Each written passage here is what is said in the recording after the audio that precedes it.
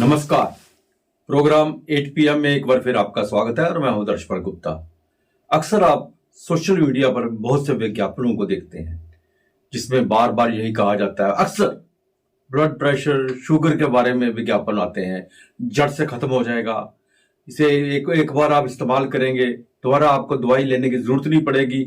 इतने विज्ञापन आ रहे हैं, इतनी कंपनियां बनी हुई हैं, कोई हिसाब ही नहीं है। और सबसे बड़ी बात यह है कि ये विज्ञापन जो है, कई बहुत बड़े बड़े कलाकार जो हैं, आर्टिस्ट हैं, जो हमारे जैसे अमिताभ बच्चन है, वो उनके डबिंग की हुई है उनकी आवाज को।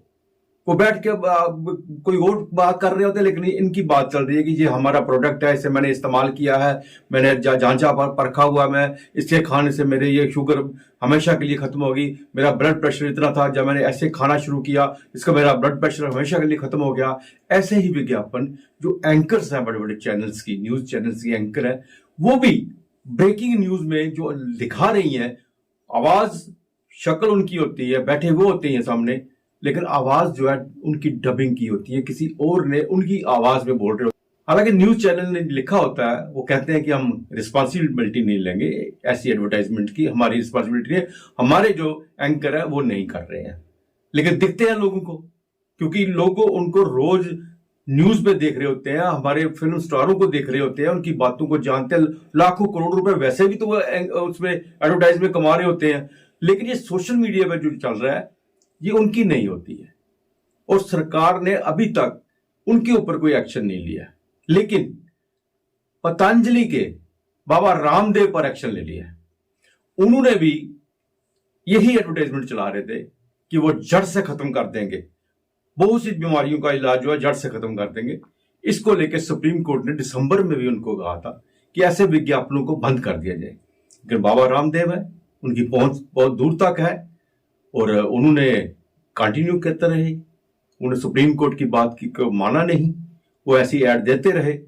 अब उन पे सुप्रीम कोर्ट ने फिर जवाब मांगा, और सरकार से भी जवाब मांगा है कि इनसे ये एडवर्टाइजमेंट बंद क्यों नहीं करवाएगी, इन पे एक्शन क्यों नहीं लिया गया।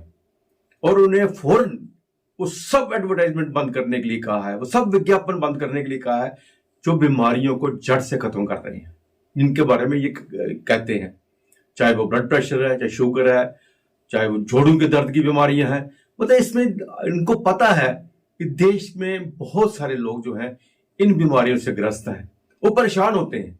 हर रोज कोई ना कोई सोशल मीडिया पे एक नई दवाई आ जाती है, हर लोग कोई नाभि में तेल डाल रहा है, कोई जोड़ों में दर्द की दवाई दे रहा है, कोई ब्लड प्रेशर की दवाई दे रहा है। हर एक डॉक्टर बना हुआ है, हर एक डॉक्टर हकीम बना हुआ है, और लोग परेशान हो गए हैं। अब सुप्रीम कोर्ट ने यहां तो एक्शन ले लिया है, लेकिन लगता है कि जल्दी ही सोशल मीडिया पर भी इसका एक्शन होगा। तो आइए अब नजर डालते हैं आज के समाचारों पर। प्रधानमंत्री नरेंद्र मोदी मार्च के पहले सप्ताह में एक बार फिर जम्मू कश्मीर के दौरे पर पहुंच रहे हैं। सूत्रों के अनुसार इस बार 7 मार्च को पीएम कश्मीर घाटी के अनंतनाग में सार्वजनिक रैली को संबोधित करेंगे। ऐसा होने पर ये 1 महीने से भी कम समय में उनकी दूसरी जम्मू कश्मीर की यात्रा होगी। सूत्रों ने बताया कि प्रधानमंत्री मोदी अपनी आगामी यात्रा के दौरान जम्मू कश्मीर समेत देश भर में महिला स्वयं सहायता समूहों और अन्य लोगों को वीडियो कॉन्फ्रेंसिंग के जरिए संबोधित करेंगे। ये कार्यक्रम अंतर्राष्ट्रीय महिला दिवस से 2 दिन पहले होने जा रहा है। जम्मू संभाग के जिला पुंछ की कृष्णा घाटी में नियंत्रण रेखा से ड्रोन से घुसपैठ की कोशिश की गई। सतर्क जवानों ने जब नियंत्रण रेखा पर संदिग्ध हरकत देखी तो तुरंत गोलीबारी की। इसके बाद ड्रोन वापस पाकिस्तान की तरफ भाग निकला। आधिकारिक सूत्रों ने बताया कि कृष्णा घाटी में नियंत्रण रेखा के पास ड्रोन की गतिविधि का पता चला था। नियंत्रण रेखा की सुरक्षा कर रहे जवानों ने कुछ ड्रोन फायरिंग की और इससे ड्रोन पाकिस्तान सीमा की तरफ लौट पड़ा। अधिकारी ने आगे बताया कि इलाके में तलाशी अभियान जारी है। ये उल्लेख करना उचित है कि जम्मू कश्मीर पुलिस ने हाल ही में नशीले पदार्थों, हथियारों या विस्फोटक सामग्री को गिराने के लिए सीमा पार से उड़ाए गए ड्रोन के बारे में जानकारी देने वाले व्यक्ति को 3 लाख रुपए का नगद इनाम देने की घोषणा की।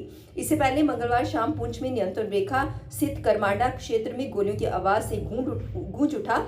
घुसपैठिए देखने पर भारत और पाकिस्तानी सेना की ओर से अपने अपने क्षेत्र में करीब 15 मिनट तक फायरिंग की गई। अचानक हुई फायरिंग से क्षेत्र के लोग भयभीत हो उठे। देर शाम हुई गोलीबारी को लेकर सुरक्षा बलों ने किसी भी प्रकार के संघर्ष विराम के उल्लंघन से इनकार किया है। सूत्रों के अनुसार रात करीब 6:10 पर करमांडा के उस पार तैनात पाकिस्तानी सेना के बलोच रेजिमेंट द्वारा अपने क्षेत्र में कुछ हरकत देकर गोलीबारी की गई। उधर घुसपैठ के प्रयास की आशंका को देखते हुए भारतीय सेना ने भी अपने क्षेत्र में कुछ मिनट तक गोलीबारी की। नियंत्रण रेखा के अग्रिम क्षेत्रों में इस प्रकार से अपने अपने क्षेत्रों में गोलीबारी करना नियमित सैन्य प्रक्रिया है। कश्मीर घाटी के बारामूला जिले के पर्यटन स्थल गुलमर्ग में बुधवार को एक होटल में आग भड़क उठी। देखते ही देखते होटल से आग की बड़ी बड़ी लपटें उठना शुरू हो गई। आसपास के लोग मौके पर जमा हो गए। लोगों ने आग को बुझाने का प्रयास किया, साथ ही अग्निशमन विभाग को भी सूचित किया गया।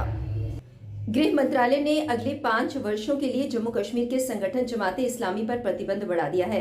केंद्रीय गृह मंत्री अमित शाह ने अपने एक्स अकाउंट पर जानकारी साझा करते हुए इसकी पुष्टि की। केंद्रीय गृह मंत्री अमित शाह ने लिखा, आतंकवाद और अलगाववाद के खिलाफ जीरो टॉलरेंस की नीति के तहत सरकार ने जमाते इस्लामी पर प्रतिबंध 5 साल के लिए बढ़ा दिया है। साथ ही कहा कि संगठन को राष्ट्र की सुरक्षा, अखंडता और संप्रभुता के खिलाफ अपनी गतिविधियां जारी रखते हुए पाया गया है। संगठन को पहली बार 28 फरवरी 2019 को गैर कानूनी घोषित किया गया था। जम्मू में अपराध शाखा ने एक फर्जी अफसर को गिरफ्तार किया है। आरोपी खुद को राजभवन में तैनात सरकारी अधिकारी बताता था। उसके पास से फर्जी पहचान पत्र, मुहर और अन्य आपत्तिजनक सामग्री बरामद हुई है। अपराध शाखा ने बताया कि साइबर अपराध जांच केंद्र उत्कृष्टता की एक टीम ने एक आरोपी को गिरफ्तार किया। आरोपी लोगों को ठगने के लिए खुद को राजभवन में तैनात अवर सचिव बताता था।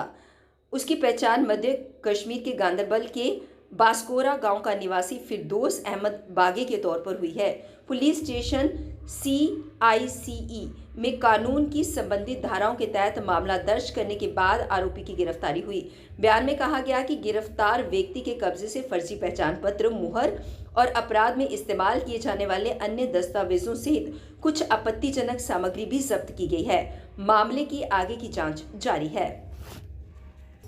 आज उधमपुर नेशनल कॉन्फ्रेंस की तरफ से महिला संगठन की बैठक का आयोजन किया गया, जिसमें नेशनल कॉन्फ्रेंस पार्टी के जम्मू सूबे के प्रधान रतनलाल गुप्ता तथा पूर्व मंत्री और zonal president Abdul Gani Malik, state vice president महिला विंग विमला लुथरा और जिला प्रधान सुनील वर्मा मौजूद रहे। लोकसभा चुनाव जो है वो इंडिया अलायंस के साथ जो है वो लड़ा जाएगा। देखिए, हमारे हिंदुस्तान के तमाम अपोजिशन पार्टी के लीडर्स जो बड़े सूझबूझ वाले हैं, उन्होंने बैठ के ये फैसला लिया कि साहब अगर हमने इस सरकार को हटाना है, बीजेपी सरकार को हटाना है, तो हमें एक मुठ होके हमें एक कैंडिडेट के अगेंस्ट एक कैंडिडेट को लड़ाएं, तभी हम ये कामयाबी हासिल कर सकते हैं। तो इन्होंने इंडिया गठबंधन बनाया और उस गठबंधन को मजबूत करने के लिए डिफरेंट टाइम पे पटना में, बॉम्बे में, बेंगलोर में, दिल्ली में उनकी मीटिंगें हुई।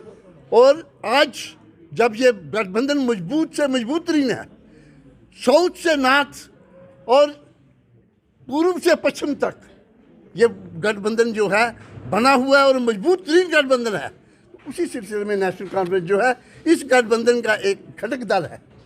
हम इनके साथ मिलकर जम्मू कश्मीर के अंदर इलेक्शन लड़ेंगे और इसी प्रकार पूरे हिंदुस्तान के अंदर 1 अगेंस्ट 1 इलेक्शन होगा। और मुझे पूरी उम्मीद है कि आपकी बार नेशनल कॉन्फ्रेंस जैसे घटक दल और बाकी जो दल हैं पूरे हिंदुस्तान के अंदर बीजेपी को ओस्ट करने के लिए पूरी ताकत से लड़ेंगे। और ताकत से मैं यकीन से कह सकता हूँ कि हमें